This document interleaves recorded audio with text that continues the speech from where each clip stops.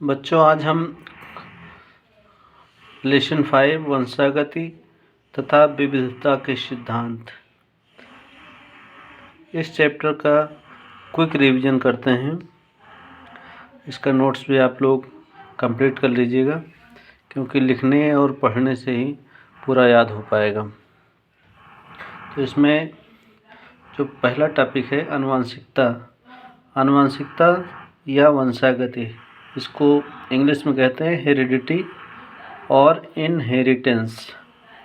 आनुवंशिकता क्या है? आनुवंशिक लक्षणों के एक पीढ़ी से दूसरी पीढ़ी में जाने की प्रक्रिया को वंशागत या आनुवंशिकता कहते हैं। दूसरा शब्द है आनुवंशिकी या आनुवंशिक विज्ञान, जेनेटिक्स इंग्लिश में कहते हैं। तो जीव विज्ञान की वह शाखा जिसके अंतर्गत आनुवंशिक लक्षणों और उनकी वंशागति का अध्ययन किया जाता है, उसे कहते हैं आनुवंशिकी। और जेनेटिक्स शब्द, आनुवंशिकी को इंग्लिश में जेनेटिक्स शब्द दिया गया। ये शब्द दिया था बेटसन नामक वैज्ञानिक ने। ग्रेगर जॉन मेंडल को आनुवंशिकी का जनक कहा जाता है। बहुत ही इम्पोर्टेंट है मेंडलवाद या मेंडल के नियम या आनुवंशिकता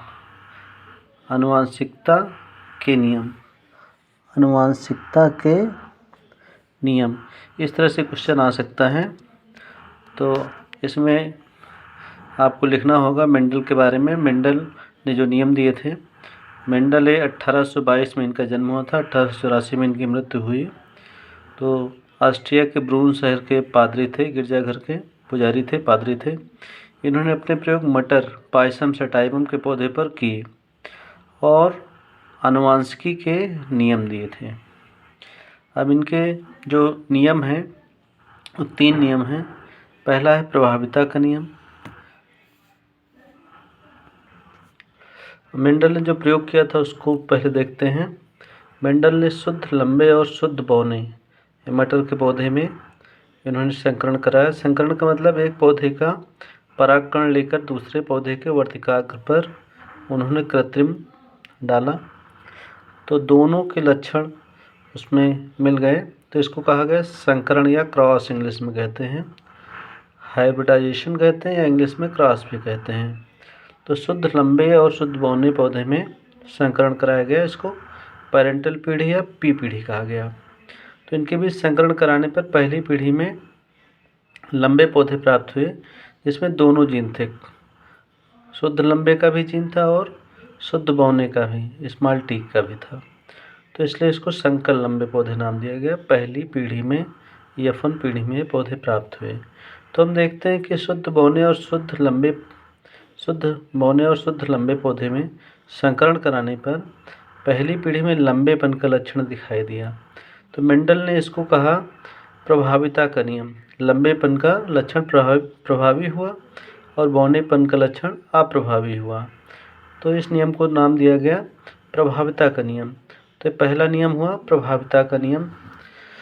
उसके बाद में स्वपरागण, सेल्फ पॉलिनेशन होने दिया। मतलब जैसा भी पौधा था उसमें परागकण उसी पौधे के वर्तिकाग्र पर पहुँचे, सेल्फ पॉलिनेशन इसको कहेंगे, स्वपरागण, जिसके बारे में हम वीडियो में आपको पहले बता चुके हैं। तो स्वपरागण कराने पर जो पौधे प्राप्त हुए उसमें देखा गया कि देखने में जो दर्श का मतलब देखने में, दूसरी पीढ़ी में जो पौधे प्राप्त हुए F2 पीढ़ी में, उसमें दर्श रूप अनुपात था 3:1। मतलब अगर 3 लंबे पौधे थे तो 1 बौना पौधा था। और आनुवंशिक तौर पे अगर इसको देखा जाए तो 1 अगर शुद्ध लंबा था तो 2 संकर लंबे पौधे थे और 1 बौना पौधा था। तो इस तरह से आनुवंशिक या जीनोटाइप जो अनुपात था 1:2:1, 1 शुद्ध लंबा, 2 संकर लंबे और 1 बौना पौधा। तो इस तरह से इस संकरण प्रयोग का रेखा चित्र आप लोग बनाना ज़रूर सीख लीजिए। इसी से पहला और दूसरा नियम इसी से आप स्पष्ट कर सकते हैं। और अगर कुछ नहीं भी लिखते हैं, यही बना देते हैं, तब भी आपकी आधी बात हो जाएगी। अब इसको और डिटेल में देखते हैं। दूसरा नियम क्या है? पृथक्करण का नियम। तो इसमें आप देख रहे हैं कि दोनों लंबे और बौने पौधे के लक्षण दूसरी पीढ़ी में अलग हो जाते हैं। तो इसी को मेंडल ने कहा पृथक्करण का नियम। तो इस नियम के अनुसार जब एक जोड़ा विपरीत लक्षणों को ध्यान में रखकर संकरण कराया जाता है तो पहली पीढ़ी में प्रभावी लक्षण दिखाई देता है तथा दूसरी पीढ़ी जो F2 होती है उसमें लक्षण 3:1 के अनुपात में अलग हो जाते हैं। तो इस तरह से इसको कहा गया पृथक्करण का नियम। तीसरा नियम जो है मेंडल का द्विसंकर संकरण प्रयोग पर आधारित है। द्विसंकर संकरण जो पहला और दूसरा नियम आपको हमने बताया वो एक संकर संकरण उसको कहा जाता है, जो संकरण कराया गया क्योंकि एक गुण के आधार पर संकरण कराया गया, लंबेपन वाला केवल एक गुण लिया गया। यहाँ पर जो तीसरा नियम है इसको द्विसंकर संकरण के आधार पर दिया गया, इसको कहा गया स्वतंत्र अपव्यूहन का नियम। तो इसमें दो लक्षण लिए गए, बीज का आकार गोल और झुर्रीदार, दूसरे बीज का रंग पीला और हरा। तो इस तरह से मेंडल ने ऐसे पौधे लिए जिसमें गोल और पीले बीज वाले पौधे थे और दूसरे झुर्रीदार हरे बीज वाले पौधे थे। तो इनको दिखाया गया कैपिटल R और कैपिटल Y से। झुर्रीदार हरे को दिखाया गया स्मॉल r, स्मॉल y से। ये पी पीढ़ी हो गई। अब इसमें संकरण कराया गया तो पहली पीढ़ी में संकर गोल पीले बीज प्राप्त हुए। संकर का मतलब इसमें गोल वाला भी लक्षण है, झुर्रीदार वाला भी है और पीले वाला भी है, हरे वाला भी है। लेकिन इसमें जो बीज प्राप्त हुए गोल पीले बीज प्राप्त हुए, इसका मतलब गोल पीले बीज का लक्षण प्रभावी लक्षण है। लेकिन स्वपरागण होने दिया, यहाँ तो कृत्रिम परपरागण हुआ, संकरण कराया गया। F2 पीढ़ी में ऐसे पौधे प्राप्त हुए। अब जब स्वपरागण कराया गया, सेल्फ पॉलिनेशन होने दिया गया, तो पौधे 4 तरह के प्राप्त हुए। गोल पीले बीज वाले भी प्राप्त हुए, गोल हरे वाले भी प्राप्त हुए, झुर्रीदार पीले बीज वाले भी प्राप्त हुए, झुर्रीदार हरे वाले भी प्राप्त हुए F2 पीढ़ी में। अब यहाँ पर हम देखते हैं कि 2 तरह के ये लक्षण अलग नहीं हुए, बल्कि देखा गया गोल पीले भी प्राप्त हुए और गोल हरे भी प्राप्त हो गए। इसका मतलब गोल वाला लक्षण पीले बीज से जुड़ा हुआ नहीं है, बल्कि गोल वाला हरे वाले से भी संयोग बना लेता है। इसी तरह से झुर्रीदार हरा तो मिलता ही है, झुर्रीदार पीला बीज भी मिलता है, पीले वाले से भी संयोग बना लिया।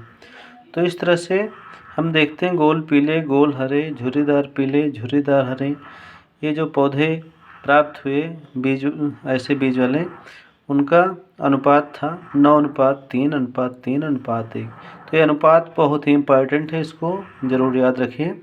दर्श रूप अनुपात जो था, देखने में जो अनुपात था, फिनोटाइप इंग्लिश में कहेंगे, वो था 9:3:1, मोस्ट इम्पॉर्टेंट है। और उसमें जो इससे पहले पृथक्करण का नियम है उसमें 3:1, तो ये अनुपात आप ज़रूर याद रखिए। तो ये हो गया मेंडल का द्विसंकर संकरण, बहुत ही सिंपल तरीके से इसमें हमने बताया है। ये चित्र आसानी से आप लोग याद रख सकते हैं। दूसरा देखते हैं, हम इस चित्र में देखते हैं, थोड़ा डिटेल में दिया हुआ है। गोल पीले बीज, झुर्रीदार हरे बीज, इनका संकरण कराया गया है। तो इसमें पुनेट स्क्वायर दिखाया गया है, तो इनका संकरण दिखाया गया है इस तरह से स्वपरागण कराने पर, और इससे आपको जीनोटिपिक अनुपात भी स्पष्ट करने में आसानी होगी।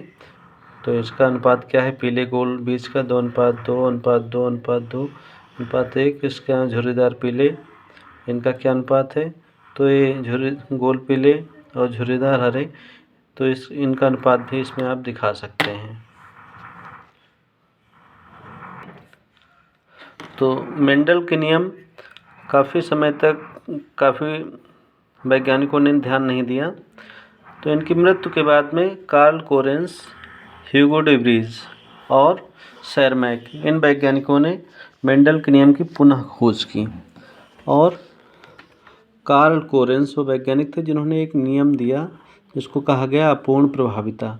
तो ये मेंडल वाद के कुछ अपवाद हैं, उसमें है पहला अपूर्ण प्रभाविता। अपवाद का मतलब जो मेंडलवाद के नियमों का पालन नहीं करते हैं ऐसी चीज़ें। तो मेंडल नियम के अपवाद क्या हैं, उन पे आप थोड़ा ध्यान लीजिए। एक्सेप्शन ऑफ मेंडलिज्म, पहला है पूर्ण प्रभाविता, इनकम्प्लीट डोमिनेंस। अपूर्ण प्रभाविता का मतलब क्या हुआ कि प्रभावी लक्षण पूरी तरह से प्रभावी नहीं होता, बल्कि प्रभावी और अप्रभावी लक्षणों का मध्यवर्ती लक्षण प्रदर्शित होता है, ऐसा देखा गया। तो कार्ल कोरेंस ने इसकी खोज की थी। तो इन्होंने प्रयोग किया गुलाबांस या मिरेबिलिस जलापा, 4 o'clock प्लांट जिसको कहा गया। लाल पुष्प और सफ़ेद पुष्प, ऐसे पुष्पों में इन्होंने संकरण कराया। तो पहली पीढ़ी में गुलाबी पुष्प प्राप्त हुए। तो इसमें लाल पुष्प या सफ़ेद प्राप्त होना चाहिए था, एक प्रभावी लक्षण होना चाहिए था, लेकिन ऐसा नहीं हुआ, दोनों का मध्यवर्ती लक्षण दिखाई दिया। तो इसको कहा गया अपूर्ण प्रभाविता। इसी तरह से दूसरी पीढ़ी में लाल, गुलाबी और सफ़ेद पुष्प 1:2:1 के अनुपात में प्राप्त हुए। तो ये अपूर्ण प्रभाविता का नियम कहा गया इसको। दूसरा अपवाद है सह प्रभाविता। सह का मतलब साथ साथ, कोडोमिनेंस। तो इसके अनुसार दो विपरीत लक्षण वाले जीवों में संकरण के पश्चात F1 पीढ़ी में दोनों लक्षण साथ साथ प्रकट हो सकते हैं। तो इसको कहा गया सह प्रभाविता। इसका उदाहरण मवेशियों में बालों की रंग की सह प्रभाविता। लाल और सफ़ेद बाल वाले मवेशियों में संकरण कराया गया। तो ऐसे जो अगली पीढ़ी में F1 पीढ़ी में जो मवेशी प्राप्त हुए उनमें दोनों रंग के बाल थे। तो बालों की सह प्रभाविता इसको कहा गया। इसी तरह से ABO रक्त समूह की वंशागति। तो IA तथा IB ये जीन होते हैं, आगे आपको हम डिटेल में बताएंगे। तो AB ब्लड ग्रुप में दोनों लक्षण सह प्रभावी होते हैं, तो इसको कहा गया सह प्रभाविता। तो इसके दो उदाहरण हैं। तीसरा है बहुविकल्पता, मल्टी एलिलिज्म या बहुगुण एलीलवाद। तो बहुगुण एलीलवाद क्या है? बहुविकल्पी एक सामान्य जीन की विभिन्न अभिव्यक्तियों को प्रदर्शित करते हैं। तो एक जीन को कई रूपों में दिखाई देती है, जैसे ये भी इस उदाहरण है AB और रक्त समूह की वंशागति। 3 जीन होते हैं, लेकिन अलग अलग संयोग बना के अलग अलग ब्लड ग्रुप दिखाते हैं, आगे आपको हम दिखाएंगे। तो इसको कहा गया बहुविकल्पता या बहुगुण एलीलवाद। चौथा है इसका अपवाद बहुप्रभावी जीन, प्लियोट्रॉपिक जीन्स। तो इसमें क्या है, कुछ जीन एक से अधिक गुणों को प्रभावित करते हैं। तो बहुप्रभावी जैसे नाम से ही पता चल रहा है कि एक जीन कई गुणों को प्रभावित करता है, तो इसको बहुप्रभावी या प्लियोट्रॉपिक जीन कहा गया है। जैसे मटर में पुष्प और बीज कवच का रंग एक ही जीन द्वारा प्रभावित होता है। तो एक जीन ये 2 गुणों को प्रभावित कर रहा है, इसलिए ऐसे जीन को हम कहेंगे बहुप्रभावी जीन। तो ये भी मेंडल के नियम का अपवाद है। पांचवा है बहुजीनी वंशागति, क्वांटिटेटिव इनहेरिटेंस। ये क्या है? एक लक्षण फिनोटाइप को 2 या 2 से अधिक जीनों द्वारा नियंत्रित किया जाता है, तो इसे बहुजीनी वंशागति कहते हैं। जब एक लक्षण 2 या 2 से अधिक जीनों द्वारा नियंत्रित हो तो उसको कहेंगे बहुजीनी वंशागति। बहुप्रभावी जीन और बहुजीनी वंशागति दोनों अपोजिट हो गए। इसका मतलब इसमें कई जीन एक लक्षण को प्रभावित कर रहा है। तो इसका उदाहरण है मनुष्य में त्वचा का रंग। इसके अलावा एक टॉपिक है जीन विनिमय, क्रॉसिंग ओवर, जिसके बारे में आप फर्स्ट ईयर में डिटेल में पढ़ चुके हैं, कक्षा 11 में। जीन विनिमय क्या है? क्रॉसिंग ओवर ये जो है होती है मियोसिस क्रिया जो होती है, अर्धसूत्रीय विभाजन, उसमें एक क्रिया होती है। वह प्रक्रिया जिसके द्वारा जीन्स गुणसूत्र से अपने दूसरे समजात गुणसूत्र में उपस्थित जीन्स के साथ अदला बदली करते हैं, तो इसको कहेंगे क्रॉसिंग ओवर या जीन विनिमय। इसका उदाहरण है ड्रोसोफिला में। अब अगला टॉपिक देखते हैं, वंशागति का वंशागति का गुणसूत्री सिद्धांत, क्रोमोसोमल थ्योरी ऑफ इनहेरिटेंस। वंशागति का गुणसूत्र सिद्धांत क्या है? इसको सटन और बोवेरी 1902 ने दिया था। इस सिद्धांत के अनुसार जीन गुणसूत्रों पर स्थित होते हैं। आनुवांशिक लक्षण एक पीढ़ी से दूसरी पीढ़ी में गुणसूत्र द्वारा पहुंचते हैं। तो सबसे पहले किसने बताया था? सटन और बोवेरी, ये साइंटिस्ट थे, इन्होंने बताया था कि गुणसूत्र ही वो होते हैं जिनके द्वारा वंशागति होती है। तो गुणसूत्रीय सिद्धांत इसको कहा गया। तो अगला है जीन आनुवंशिकता की इकाई होती है, ये जीन्स ये होती है, जीन्स की परिभाषा हो गई। इसके बाद में टॉपिक है लिंग निर्धारण, सेक्स डिटर्मिनेशन। तो मेल और फीमेल्स इनका निर्धारण कैसे होता है, तो इसके बारे में सिद्धांत दिया था लिंग निर्धारण का गुणसूत्रीय सिद्धांत, मैकलंग वैज्ञानिक थे, इन्होंने दिया था। इस सिद्धांत के अनुसार जीवों में कायिक गुणसूत्र या ऑटोसोम तथा लिंग गुणसूत्र या एलोसोम पाए जाते हैं। तो जीवों में जो शरीर के गुणों को निर्धारित करते हैं, काय का मतलब शरीर, उनको कायिक गुणसूत्र या ऑटोसोम कहते हैं, और जो मेल और फीमेल लिंग का निर्धारण करते हैं उनको कहते हैं लिंग गुणसूत्र या एलोसोम। तो गुणसूत्रों द्वारा लिंग का निर्धारण होता है। तो लिंग गुणसूत्र या एलोसोम लिंग निर्धारण के लिए उत्तरदायी होते हैं। लिंग निर्धारण के लिए विभिन्न जंतुओं में कौन कौन से प्रारूप होते हैं उनकी चर्चा करते हैं। फर्स्ट है XX XY। तो XX और XY गुणसूत्र द्वारा निर्धारण मनुष्य में होता है, उच्च प्राणियों में होता है। इसका उदाहरण मनुष्य है तथा कुछ अकशेरुकियों जैसे ड्रोसोफिला में भी ऐसा होता है। तो मनुष्य का यहाँ बार बार पूछा गया है एग्जाम में, इस पर आप चर्चा कर लें, इस पर उसको याद रखिए। मनुष्य में 22 जोड़ी ऑटोसोम होते हैं, 23 जोड़ी गुणसूत्र होते हैं, टोटल 46 गुणसूत्र होते हैं। तो 22 जोड़ी, इसका मतलब 44 गुणसूत्र क्या होते हैं, ऑटोसोम या कायिक गुणसूत्र होते हैं, शरीर के गुणों को प्रभावित करते हैं। एक जोड़ी मतलब 2 गुणसूत्र ऐसे होते हैं जो लिंग का निर्धारण करते हैं। स्त्रियों में XX और पुरुषों में XY लिंग गुणसूत्र होते हैं। तो इस तरह से हम कह सकते हैं 44 + XY ये पुरुषों का और स्त्रियों का 44 + XX। अब इनका लिंग निर्धारण कैसा होता है, इसमें ओवम जो बनेंगे हाफ गुणसूत्र जाएंगे, तो 22 + X और 22 + X ये स्त्रियों का ओवम का हो गया, और इधर पुरुषों का स्पर्म का 22 + X एक आया और 22 + Y। तो हाफ गुणसूत्र जाते हैं युग्मकों में। तो नर युग्मक में इस तरह से होगा और मादा में ओवम में इस तरह से होगा। अब इनका क्रॉस होगा तो क्या हो सकता है, 22 + X और 22 + X का होगा तो 44 + XX, और इसका होगा तो 44 + XX, इसका तो 44 + XY, इसका और इसका क्रॉस होगा तो 44 + XY। तो इसको हम बता सकते हैं 44 + XX का मतलब लड़की और 44 + XY लड़का। तो इस तरह से मनुष्य में लिंग निर्धारण का रेखा चित्र आप लोग बनाना सीख लें तो आपको लिखने में कोई दिक्कत नहीं होगी। अगला जो लिंग निर्धारण की विधि है वो है XX-X0 विधि। यह विधि Y गुणसूत्र के विलोपन के फलस्वरूप विकसित हुई। मतलब Y गुणसूत्र विलुप्त हो गया तो इसको कहा गया Y गुणसूत्र का विलोपन। तो इसमें क्या होता है कि मादा में लैंगिक गुणसूत्र XX तथा नर में केवल X होता है, Y नहीं होता है। तो इसका उदाहरण तिलचट्टा में इस तरह से होता है, मादा में 44 गुणसूत्र होते हैं तथा नर में 23 गुणसूत्र ही होते हैं। तीसरा मेथड है मादा द्विगुणित तथा नर अगुणित, या इसको कहते हैं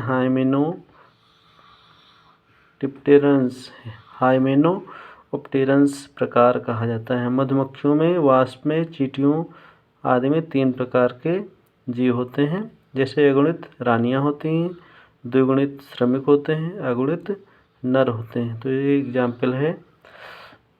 चौथा है WZ विधि। अब WZ विधि में क्या है, इसमें नर में ZZ लिंग गुणसूत्र होते हैं तथा मादा में WZ लिंग गुणसूत्र होते हैं। इसका उदाहरण है पक्षी और मछलियों में इस तरह से होता है। तो इस तरह से 4 मुख्य प्रकार के लिंग निर्धारण के प्रारूप होते हैं।